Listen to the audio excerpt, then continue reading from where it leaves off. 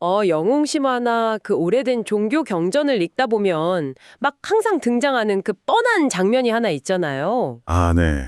구름 위에 딱 앉아서 막 번개를 내리치거나 세상을 뚝딱 창조하는 그런 모습이죠. 그렇죠. 인간의 운명을 막 쥐고 흔드는 그런 전지전능한 신의 모습이요. 우리는 보통 그런 신을 하늘 저 높이 있는 우리와는 완전히 분리된 차원에 존재하는 거대한 타자로 상상하거든요. 맞아요. 거의 모든 사람들이 무의식적으로 그렇게 생각하죠. 그런데 오늘 우리가 던질 질문은 약간 좀 발칙합니다. 만약 우리가 수천 년 동안 진리라고 굳게 믿고 읽어온 그 거룩한 이야기들이 사실 저 우주 어딘가에 있는 누군가의 이야기가 아니라면 어떨까요? 오, 완전히 시각을 뒤집는 거네요. 네. 오히려 지금 이 순간, 배움을 즐기고 늘 호기심으로 가득 찬 당신, 바로 당신의 뇌 속에서 실시간으로 일어나고 있는 그 의식의 진화, 그걸 설명하기 위한 아주 정교한 물리적 은유라면요? 와, 그거 진짜 우리가 세상을 바라보는 인식의 틀 자체를 완전히 뒤흔드는 접근인데요.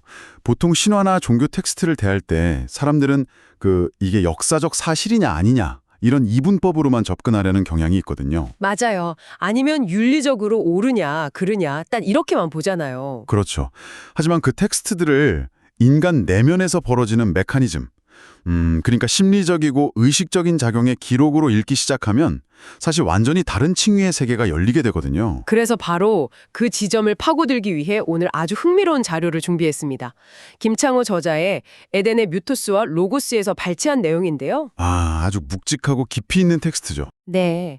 오늘 이 자료들을 바탕으로 우리가 해독해볼 이번 심층탐구의 미션은 명확합니다. 신화, 철학, 그리고 인간의식의 진화가 도대체 어떤 연결고리를 가지고 있는지 파헤쳐 볼 거고요. 네. 그리고 그 결론으로서 그가 곧 나다, 영어로 he is I, 이 난해한 문장이 실제로 무엇을 뜻하는지 풀어보는 겁니다. 근데 일단 이 문장부터 좀 짚어봐야 할 것 같아요. 그가 나다, 솔직히 언뜻 들으면 그냥 말장난 같기도 하거든요. 충분히 그렇게 들릴 수밖에 없습니다. 문법적으로 그 3인칭이랑 나 1인칭은 양립할 수 없는 개념이니까요. 그쵸. 내가 거울을 보면서 그가 밥을 먹는다? 이렇게 말하면 진짜 이상한 사람이 되는 거잖아요. 맞습니다. 신화나 종교의 서술을 유심히 살펴보면 주인공은 언제나 3인칭이거든요. 그가 빛이 있으라 하셨다. 그가 바다를 갈랐다. 아, 영웅인 그가 괴물을 물리쳤다. 이렇게요. 그렇죠. 주어는 항상 3인칭의 신이거나 신격화된 영웅이죠. 3인칭이라는 건 정의상 나와는 철저하게 분리된 타자를 의미하거든요. 그러니까 he is I라는 공식은 일반적인 논리로는 절대 성립할 수 없는 모순인 거죠. 그런데도 왜 인류는 수천 년 동안 이 3인칭의 그라는 존재에 그토록 집착해온 걸까요? 그건 인간이 알 수 없는 존재의 근원, 혹은 그 세계의 압도적인 힘 앞에서 느끼는 근원적인 두려움, 그리고 경외심 때문입니다. 아, 내가 통제할 수 없는 자연재해나 죽음 같은 거요? 맞아요. 사람들은 자신이 통제할 수 없는 그 거대한 힘에 데오스, 즉 신이라거나 엘로힘 같은 엄청 웅장한 이름을 붙여줍니다. 그리고는 그것을 전지전능한 3인칭의 타자로 상상하면서 그 아래 엎드려 은총과 자비를 구하는 거죠. 뭔가 기댈 곳이 필요했던 거군요. 그렇죠. 여기서 저자가 아주 날카롭게 지적하는 건 우리가 숭배하는 그 3인칭의 신은 우주의 궁극적인 진리가 아니라 사실 우리 마음 깊은 곳에 욕망이 투영되어서 만들어진 결과물이라는 점입니다. 아, 그러니까 우리가 인생에서 겪는 온갖 문제와 두려움, 감당하기 힘든 불확실성들을 나 혼자 직접 해결하기엔 너무 버거우니까 하늘 저 높은 곳에 거대한 우주적 고객센터 상담원을 하나 만들어 놓았다는 거군요. 우주적 고객센터요. 와, 비유가 아주 찰떡이네요.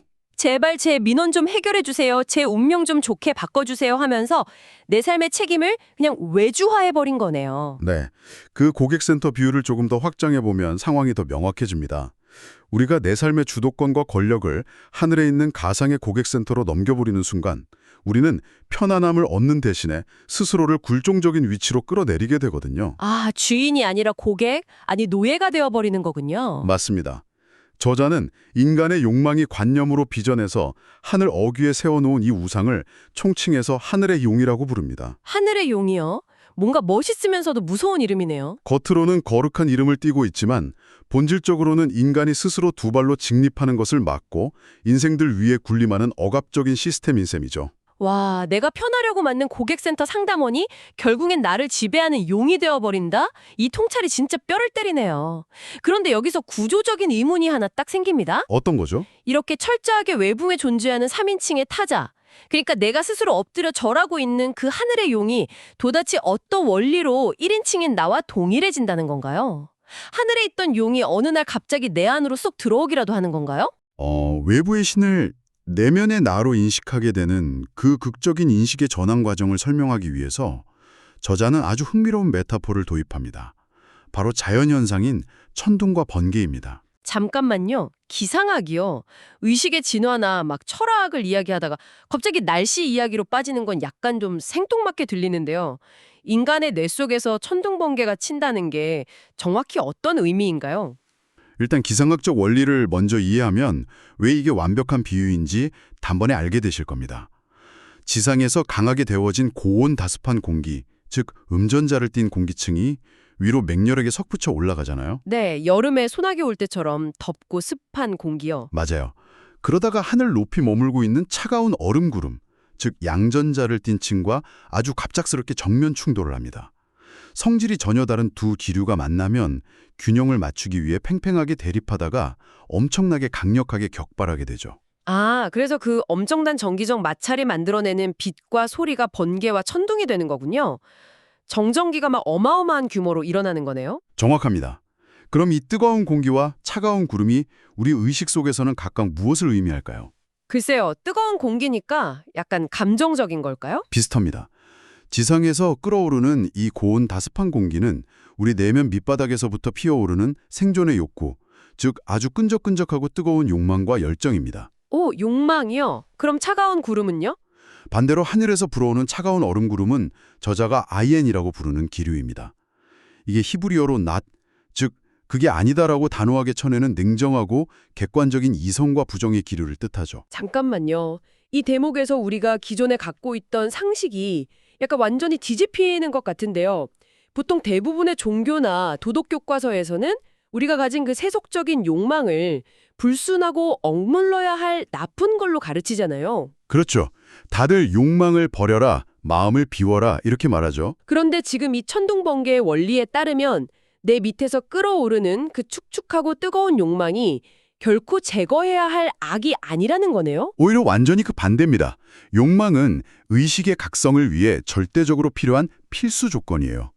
욕망이라는 고온 다습한 공기가 맹렬하게 끓어오르지 않으면 차가운 이성과 부딪힐 일도 없잖아요. 부딪히지 않으면 당연히 번개도 안 치겠네요. 맞습니다. 마찰이 없으면 번개라는 의식의 스파크도 영원히 튀지 않으니까요. 내면에서 끈적한 욕망과 이건 아니다 라는 차가운 이성이 아주 격렬하게 충돌할 때 비로소 의식의 먹구름 속에서 강력한 번개, 즉 인식의 빛이 번쩍하고 터지는 겁니다. 와, 소름. 그리고 그 빛 뒤에는 반드시 우르렁쾅쾅 하는 천둥 소리가 우리 뇌리에 막 때리게 되는 거고요. 바로 그겁니다. 이 지점에서 지금 듣고 계신 당신, 청취자 여러분의 일상을 한번 생각해 보셨으면 좋겠어요. 살다 보면 어떤 결정을 내리지 못해서 막 치열하게 내적 갈등을 겪거나 내가 원하는 거랑 내가 옳다고 믿는 것 사이에서 심하게 방황할 때가 있잖아요. 누구에게나 그런 순간이 오죠. 그럴 때 우리는 보통 나는 왜 이렇게 중심을 못 잡고 흔들릴까 하면서 스스로를 자책하기 쉽거든요. 하지만 오늘 이야기에 따르면 그 갈등은 당신이 잘못 살고 있다는 증거가 아니라는 겁니다. 그럼 뭐라는 증거죠? 당신의 뇌가 거대한 번개를 만들어내기 위해서 아주 뜨거운 공기와 차가운 공기를 맹렬하게 충돌시키고 있는 그 위대한 과정일 수 있다는 거죠. 와, 아주 훌륭한 적용입니다. 게다가 자연계에서 이 번개가 칠 때 일어나는 과학적 사실 하나를 더 보태면 그 의미가 훨씬 더 깊어져요. 혹시 강력한 번개가 칠 때 대기 중에 어떤 일이 일어나는지 아시나요? 비가 많이 오지 않나요? 과학은 제가 좀 약해서요. 공기 중에 질소가 결합하면서 질소 화합물이 만들어집니다. 이게 빗물에 녹아서 땅으로 떨어지면 초목의 생장을 돕는 천연 단백질, 즉 천연 비료가 되거든요. 천둥번개가 그냥 무서운 파괴 현상이 아니라 생명을 기르는 거대한 질소 공장이라는 거네요. 맞습니다. 의식의 충돌 역시 똑같아요. 그 고통스러운 내적 마찰 끝에 우리의 정신을 쑥쑥 성장시키는 영적 단백질이 만들어지는 거죠. 그럼 그렇게 내면에서 번쩍하고 번개가 치고 영양분이 공급되면 우리에게는 구체적으로 어떤 변화가 일어나는 건가요? 텍스트는 이 과정을 거치면 에덴 이야기의 하아담 아파르, 즉 원지와 흙으로 만들어진 미성숙한 인간이 비로소 스스로 직립하게 된다고 말합니다. 아, 하늘의 용? 그 우주적 고객센터에 모든 걸 맡기고 엎드려 있던 그 굴종의 상태에서 벗어나서 꼿꼿하게 두 발로 서게 되는 거군요. 네. 성서는 머리에서부터 시작되는 이 새로운 의식의 싹틔움을 생명의 면류관, 곧 지혜와 총명이라고 묘사하죠. 좋습니다. 번개가 쳤고 깨달음의 빛을 받고 두 발로 꼿꼿이 일어섰습니다. 드디어 하늘의 고객센터를 폐업시키고 내가 내 삶의 주인이 된 거죠. 아주 극적인 순간이죠. 하지만 여기서 좀 현실적인 질문이 듭니다. 우리가 매일 번개를 맞으면서 살 수는 없잖아요. 한 번의 각성으로 인생의 모든 게 끝나는 건 아닐 텐데요. 일어서고 난 다음 이 깨어난 의식은 일상 속에서 어떻게 계속 굴러가야 합니까? 또한 개념 중 하나를 끌어옵니다. 바로 헤겔의 변증법인데요. 이 진화의 연속적인 과정을 헤겔의 즉자 존재와 대자 존재라는 개념으로 설명합니다. 즉자 존재, 대자 존재, 막 철학 용어가 나오니까 갑자기 스튜디오 공기가 약간 무거워지는 것 같은데요.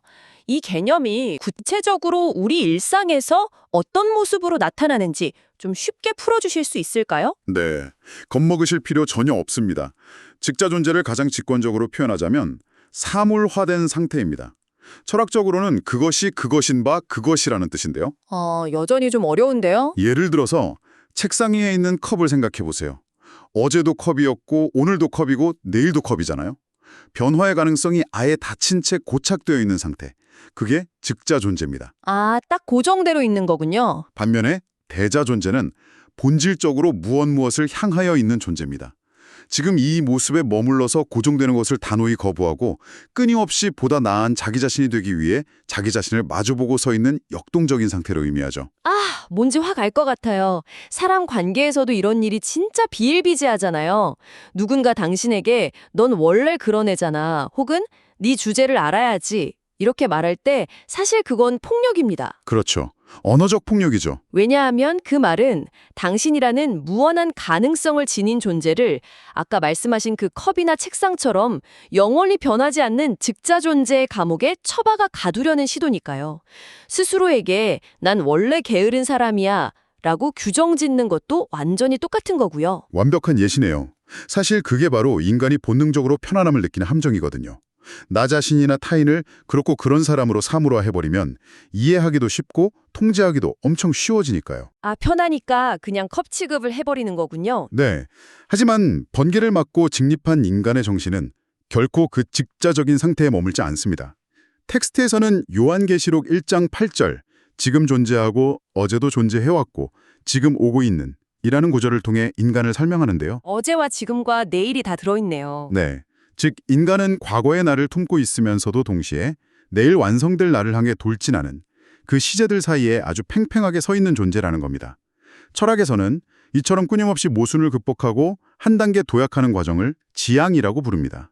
지향한다. 과거의 나를 부정하고 내일로 나아간다는 뜻이군요. 그런데 약간 이 부정한다는 단어의 어감 때문에 오해가 생길 수도 있을 것 같아요. 어떤 오해죠? 부정이란 게 보통 일상에서는 틀렸다, 없애버린다 이런 뜻이잖아요. 그럼 어제의 내 모습, 내가 했던 선택들이 다 쓰레기였다고 막 자학하면서 버려야 한다는 건가요? 많은 분들이 철학을 읽을 때 오해하시는 지점이 바로 거깁니다. 해겔 철학에서 말하는 부정은 단순한 파괴나 소멸이 절대 아니에요. 이 오해를 풀기 위해 저자가 제시한 꽃과 열매의 비유를 들여다보면 아주 명확해집니다. 꽃과 열매요. 나무에 열매가 맺히려면 반드시 꽃이 져야만 하잖아요. 열매의 입장에서 꽃은 자신이 태어나기 위해 치워져야 할 이전 단계, 즉 부정의 대상인 겁니다. 마찬가지로 꽃이 피려면 꽃봉오리라는 꽉 닫힌 형태가 파괴되어야만 하고요. 그러니까 열매가 꽃을 부정하는 건 맞지만 꽃이 막 잘못되거나 나쁜 것이라서 미워하고 버리는 게 아니라는 거군요. 그렇죠.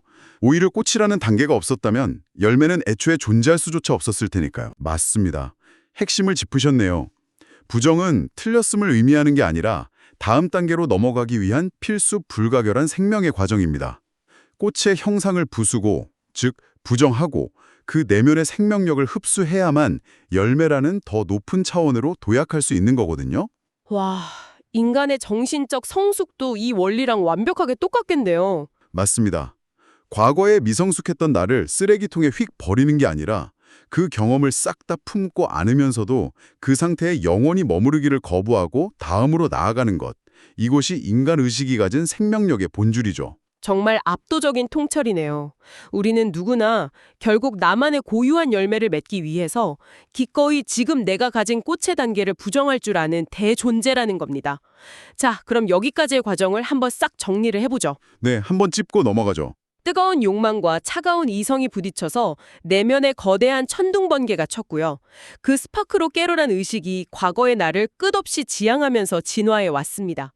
이 지독하고도 아름다운 극복의 과정을 거치면 최종적으로 인간은 도대체 어떤 지점에 도달하게 됩니까? 그 치열한 진화의 끝, 의식이 정말 극치에 달해서 자기 자신을 완전히 깨닫는 상태를 저자는 얼사람, 즉 절대정신의 사람이라고 명명합니다. 얼사람. 뭔가 굉장히 단단해 보이는 단어네요. 그리고 2단계에 이르면 마침내 오늘 이 심층 탐구의 맨 처음에 제기했던 그 거대한 모순, 그가 곧 나다라는 퍼즐이 확 풀리게 됩니다. 와, 드디어 오프닝으로 다시 돌아왔군요. 3인칭의 그가 도대체 어떻게 1인칭의 내가 되는 거죠? 이 과정을 이해하려면 텍스트에서 설명하는 히브리 사상과 헬라 사상의 융합을 짚고 넘어가야 하는데요. 먼저 히브리 사상의 핵심은 철저히 3인칭 중심입니다. He was, he will be. 즉, 역사 속에서 활동하고 개입하는 저 외부의 신에 초점이 쫙 맞춰져 있죠. 아까 말했던 그 우주적 고객센터 같은 거네요. 그렇죠. 반면에 고대 그리스에서 출발한 헬라 사상의 핵심은 1인칭, 즉 존재론입니다. I was, I am, I will be. 개인의 내면과 존재의 본질을 깊이 탐구하죠. 저자는 성서의 요한복음이 이 두 사상의 완벽한 접점을 보여준다고 말합니다. 근데 그 두 가지 완전히 다른 시각이 어떻게 융합될 수가 있나요? 외부의 역사적 신이랑 내면의 존재론적 자아라는 건 아예 바라보는 방향성 자체가 정반대잖아요. 바로 그 반대되는 방향성이 하나로 딱 만나는 순간이 얼사람의 탄생입니다. 밖에서 세상을 지배하던 3인칭의 이야기, 희가 내 안에서 끊임없이 번개를 맞고 꽃을 지우며 열매로 진화해온 1인칭의 이야기, 아이로 체화되는 겁니다. 체화된다고요? 네, 즉 저 하늘 위에 떠있던 외부의 역사적 신이 내 의식 속으로 완전히 쑥 들어와서 나의 내면적 존재, I am으로 창조되는 것이죠. 이 순간 신은 더 이상 숭배하고 빌어야 할 하늘의 용이 아닙니다. 내가 나 자신으로 온전히 서는 것, 그것이 곧 신의 현현이 되는 겁니다. 와, 진짜 미쳤네요. 밖에서 두려워하면서 찾던 그 전지전능한 대상이 결국 내 의식이 도달할 궁극적의 완성형이었다는 거군요. 그가 나다라는 건 단순한 철학적 수사가 아니라 내 의식이 진화의 끝에서 딱 외치는 승리의 선언 같은 거네요. 그렇습니다. 통쾌한 선언이죠. 그리고 성서는 이렇게 외부의 신과 내면의 자아가 둘이 아닌 하나로 만나는 이 유일무이한 경지에 이른 존재를 가리켜서 모노게네스, 즉 독생 혹은 유일한 존재라고 부릅니다. 아, 모노게네스. 그런데 여기서 진짜 가장 흥미로운 점은 이 모노게네스에게 붙은 또 다른 별명입니다. 뭔지 아십니까? 바로 우레의 아들입니다. 잠깐만요. 우레의 아들이요? 와, 잠시 생각을 멈추게 되네요. 우레, 즉 천둥의 아들이라는 건 아까 우리가 나눴던 그 기상학적 비유랑 연결해보면 논리가 너무 완벽하게 이어지잖아요. 그렇죠. 이 모든 과정이 어떻게 한 줄로 연결되는지 이제 확 보이실 겁니다. 결국 차가운 얼음구름과 뜨거운 지상의 욕망이 부딪혀서 만들어낸 그 치열한 천둥 번개. 그 내면의 거대한 폭풍과 마찰을 온몸으로 통과하고 견뎌내서 마침내 진정한 자아로 깨어난 자. 그 지난한 과정을 거쳐 태어난 결과물이니까 그를 우레의 아들이라고 부를 수밖에 없었겠군요. 완벽한 해석입니다. 기상학적인 과학 원리, 해겔의 변증법, 그리고 고대 종교의 언어가 이렇게 기가 막히게 하나의 거대한 서사로 딱 맞아떨어진다는 게 진짜 지적 쾌감을 주네요. 이 지점이 바로 고전 텍스트들이 가진 진짜 힘이죠. 겉보기엔 그저 하늘의 신을 찬양하는 옛날 신화나 종교서적 같지만 그 속을 아주 깊숙이 들여다보면 그것은 인간의 뇌와 정신이 겪어내야 할 치열한 연금술의 과정을 정말 정밀하게 기록해놓은 의식 진화의 도면인 셈입니다. 오늘 심층 탐구, 정말 거대한 폭풍우를 뚫고 지나온 기분입니다. 지금 이 이야기를 듣고 계신 당신, 오늘 우리가 나눈 이 복잡한 여정에서 한 가지만은 꼭 기억하셨으면 좋겠습니다. 당신이 지금까지 읽고 들어온 신화와 성서의 이야기들은 저 하늘 위 구름에 앉아있는 누군가를 두려워하고 숭배하라고 만든 옛날 이야기가 절대 아닙니다. 네, 절대 아니죠. 그것은 당신의 가장 밑바닥에서 끓어오르는 욕망과 차가운 이성이 충돌할 때 그걸 억누르지 말고 그 속에서 천둥번개를 쳐서 스스로 당당히 일어서라는 바로 당신 자신을 위한 이야기입니다. 오늘 이야기를 일상에 적용해 본다면 훨씬 더 분명해집니다. 내 안에서 모순이 충돌하고 찢어질 듯 괴로울 때 그것을 실패나 방황으로 여기지 마십시오. 그것은 번개가 치기 전에 엄청난 에너지가 응축되고 있는 중이니까요. 맞아요. 폭풍 전야 같은 거죠. 그리고 어제의 나를 부정하고 낯설고 새로운 길로 나아가야 할 때 과거를 잃어버린다고 두려워하지 마십시오. 꽃이 자신의 형태를 기꺼이 부수어야만 열매가 맺히듯이 그것은 당신을 궁극의 독립된 자, 얼사람으로 만들어가는 생명 그 자체의 거룩한 움직임이니까요. 자, 이제 오늘 심층 탐구를 마무리하면서 여러분이 혼자 조용히 곱씹어볼 만한 도발적인 질문을 하나 남기고 싶습니다. 오늘 텍스트에 대놓고 쓰여있진 않지만 오늘 우리가 나눈 이 서늘한 논리를 끝까지 쫙 밀어붙여보면 피할 수 없는 질문 하나가 딱 남게 되거든요. 어떤 질문일지 기대가 되네요. 만약 인간의 진정한 영적 성숙이란 게 저 하늘에 띄워놓은 가상의 용을 버리고 그가 곧 나다라는 것을 깨닫는 것이라면 말이죠. 네, 지금껏 치는 거룩하게 저기 높이 있고 너는 한낱 미천한 인간으로서 여기 땅에 있다면서 그와 나를 철저히 분리시키고 그 중간에서 대리인 행세를 하며 수천 년간 권력을 유지해온 수많은 현대의 종교와 권위적인 기관들은 앞으로 어떻게 되는 걸까요? 아주 뼈아픈 질문이네요. 들은 스스로 존재할 이유 자체를 잃어버리는 것 아닐까요? 저 먼 우주나 구름 위에서 들려오는 음성을 찾을 것이 아니라 지금 당장 당신의 뇌 속에서 당신의 내면 깊은 곳에서 격렬하게 내리치고 있는 그 거대한 천둥 소리에 한번 가만히 귀를 기울여 보시길 바랍니다. 오늘 심층 탐구는 여기서 마칩니다.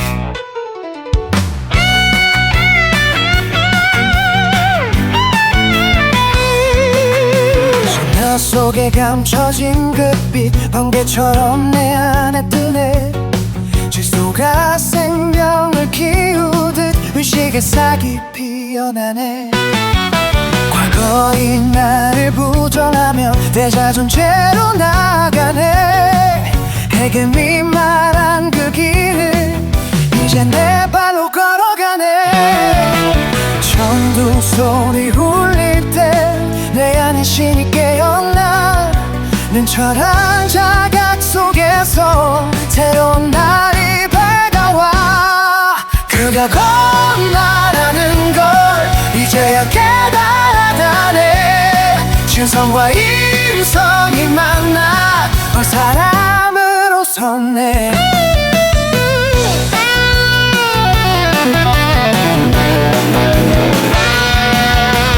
자지배의 신앙을 벗어나 자유로워져 절대 정신이 높이에서 나를 찾아 우뚝 섰네 천둥 소리 울릴 때 내 안에 신이 깨어나 냉철한 자각 속에서 새로운 날이 밝아와 그가 곧 나라는 걸 이제야 깨달아가네 신성과 인성이 만나 사람으로 섰네